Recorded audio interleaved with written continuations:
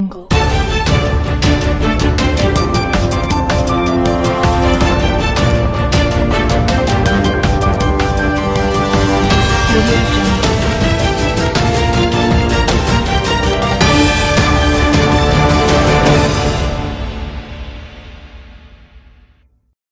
సోదరీమణులు నా కోసం ఇంతసేపు ఇక్కడికి వచ్చి ఎదురు చూసి ఇప్పటి వరకు ఉన్నందుకు మీకందరికీ మీరందరూ నన్ను క్షమించాలి. ఇక్కడ చాలామంది పెద్దవాళ్ళు ఉన్నారు, ఇంకా భోజనం చేయకుండా పాపం వాళ్ళందరూ కూర్చొని ఉన్నారు. కాబట్టి మీకందరికీ నేను చాలా క్లుప్తంగా మాట్లాడి ముగిస్తాను. మీకందరికీ నా నమస్కారం.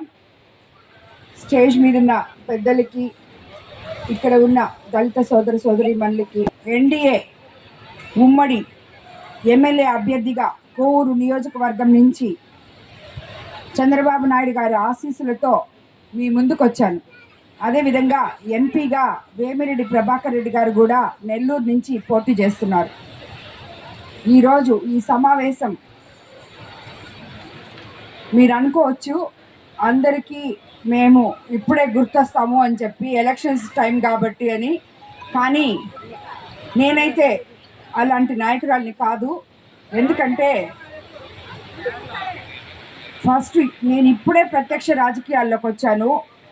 మిమ్మల్ని అందరినీ పిలిచి ఒకసారి మీతో నేను మాట్లాడి నాకిప్పుడు మీరు ఏం సపోర్ట్ చేయాలో, ఏమి సాయం చేయాలో మిమ్మల్ని అడిగితే మీరు ముందుండి నాకు ఈరోజు సాయం చేస్తే నేను ఎమ్మెల్యేగా గెలిచిన తర్వాత ఈ 83 పంచాయతీల నుంచి వచ్చిన సోదర సోదరీమణులకి నేను ముందుండి ఏ కష్టం వచ్చినా మీకు సాయం చేస్తాను అని మీకు చెప్పడం కోసమే మిమ్మల్ని అందరినీ ఈరోజు ఇక్కడికి ఆహ్వానించడం జరిగింది.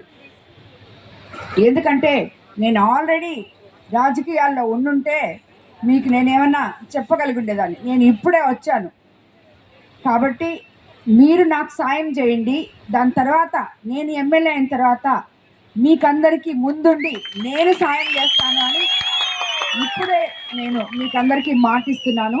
ఎటువంటి సమస్యలైనా ఎటువంటివైనా మీరు నా దగ్గరికి, ఇప్పుడు ఇక్కడ ఉన్న సోదరులు చాలామంది నా దగ్గరికి నేరుగా వచ్చేవాళ్ళే. అందరూ మేము ప్రత్యక్ష రాజకీయాలు అనుకున్నప్పుడు కూడా మొదట చాలామంది దళిత సోదరులు సోదరీమణులే వచ్చి మా దగ్గర ముందుగా జాయిన్ అవ్వడం జరిగింది. వాళ్ళకే మేము ఇంపార్టెన్స్ కూడా ఇచ్చాము. వాళ్ళు ఆల్రెడీ ఏమైనా బాధల్లో ఉంటే వాటిల్లో నుంచి బయటకు తీసుకొని వచ్చాము. అందుకనే మీకు మరీ చెప్తున్నాను, మేము ఎప్పుడు మీకు అండగా ఉంటామని చెప్పి, మీరు నాకు ఈరోజు అండగా ఉండమని మిమ్మల్ని పదే ప్రార్థిస్తున్నాను. మీకు గత ప్రభుత్వంలో సబ్ప్లాన్ నిధులు, దారి మళ్లింపు, దళితుల మీద దాడులు నాడు సుధాకర్ డాక్టర్ నుంచి నేటి వరకు జరుగుతూనే ఉన్నాయి. నేను ఇప్పుడు ఎక్కడికి వెళ్ళినా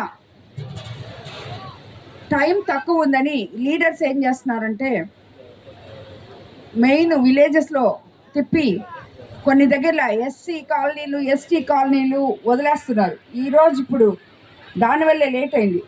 మొన్న వదిలేసిన ఎస్సీ ఎస్టీ కాలనీలకి తీసుకుపోమని నేను అడగడం ద్వారా వాళ్ళు అవన్నీ ఇప్పుడు ఆల్మోస్ట్ ఒక 10 కాలనీలు, ఇంక్లూడింగ్ అన్ని గౌతమ్ కాలనీ దగ్గర నుంచి ఇంకేదేదో చాలా కాలనీలు అన్నీ ఎస్సీ ఎస్టీ కాలనీలు కవర్ చేసుకుని వచ్చే లోపల ఇంత లేట్ అయింది.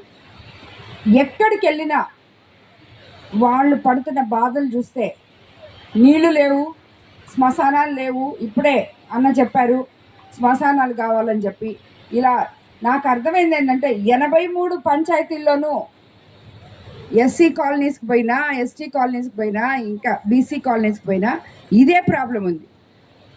అలాగే తాగునీటి సమస్య అలాగే ఉంది.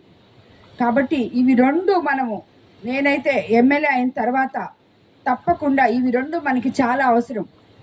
తప్పకుండా తాగునీటి సమస్య, ఈ శ్మశానాల సమస్య, ఇది రెండు తప్పకుండా చేస్తానని చెప్పి మీ అందరికీ హామీ ఇస్తున్నాను నేను. అదేవిధంగా గతంలో దళితులకు ఇస్తున్న 27 సంక్షేమ పథకాలు పూర్తిగా రద్దు చేశారు.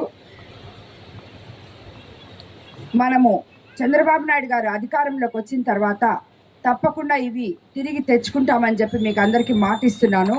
అలాగే మీకు అందరికీ తెలుసు అనుకుంటాను, ఆల్రెడీ ఎస్సీ ఎస్టీ బీసీలకు 50 ఏళ్ళకే పెన్షన్ కూడా ఇప్పుడు మన కొత్త మేనిఫెస్టోలో రిలీజ్ చేస్తున్నారు చంద్రబాబు నాయుడు గారు. ఆల్రెడీ ఎస్సీ ఎస్టీ రక్షణ చట్టాన్ని మళ్ళీ ఎస్సీ ఎస్టీ మీదనే మళ్ళించి కేసులు బనాయిస్తున్నారని చెప్పి కూడా చెప్పారు. అవన్నీ మీకు తెలిసి చాలామంది ఇక్కడ ఉన్న వాళ్ళు కూడా కేసులు పెట్టించుకొనే ఉంటారు. ఎందుకంటే ఏ ఊరికి పోయినా ఒక్కొక్కరి మీద 7-8 కేసులు ఉన్నాయి. ఉదాహరణకి ఈ మళ్ళీ మీద చాలా కేసులు ఉన్నట్టున్నాయి. ఎస్సీ ఎస్టీ ఆయన ఎస్సీ అయితే ఆయన మీదే తిరిగే ఎస్సీ ఎస్టీ కేసు పెట్టారు. కాబట్టి రౌడీ షీటులు ప్రశ్నిస్తే కేసులు, ఏమన్నా ఇది తప్పు అని చెప్తే కేసులు, దానికి కూడా వాళ్ళకి మీరే దొరుకుతారు, మీ మీదే పెడతారు, ఎస్సీ ఎస్టీ మీదే పెడతారు. వేరే వాళ్ళ జోలికి పోయే ఇది చేయరు, వాళ్ళు మీ మీదే పెడతారు. కానీ వాళ్ళకి తెలియంది ఏంటంటే మీలో ఉన్న శక్తి, మీరు ప్రభుత్వాన్ని నడిపించగలరు, ఒక ఎమ్మెల్యేని నడిపించగలరు, ఏదైనా అనుకుంటే సాధించగలరు. ఎంతోమంది ఐఏఎస్ ఆఫీసర్లు, ఎంతోమంది ఇంటెలిజెంట్ పీపుల్ మీలో ఉన్నారని చెప్పి వాళ్ళు గుర్తించలేకపోతున్నారు. అది వాళ్ళ దౌర్భాగ్యం. యాక్చువల్లీ మాదిగా రెల్లీ కార్పొరేషన్లుగా చీల్చి దళిత సంక్షేమాన్ని పూర్తిగా నిర్వీర్యం చేశారు. దేశంలో దళితుల మీద దాడులు, అత్యాచారాలు జరుగుతున్న రాష్ట్రంలో 3వ స్థానంలో ఆంధ్రప్రదేశ్ ఉంది అని చెప్పి. ఎందుకంటే నాకు నిజంగా నేను ఉన్నట్టు చెప్తున్నాను, వాస్తవం మాట్లాడుతున్నాను. నాకు అంత ఎక్కువగా మీరు ఏమేమి సమస్యలు భరిస్తున్నారో నాకు తెలియదు. అన్నోళ్ళు రాసిస్తేనే నేను చెప్పాను. ఎందుకంటే నేను వచ్చింది ఇప్పుడే, ఇంకే కనుక్కోవాలి అన్నీ. అందుకని చెప్పి వాళ్ళు రాసిచ్చినవే నేను చెప్పాను.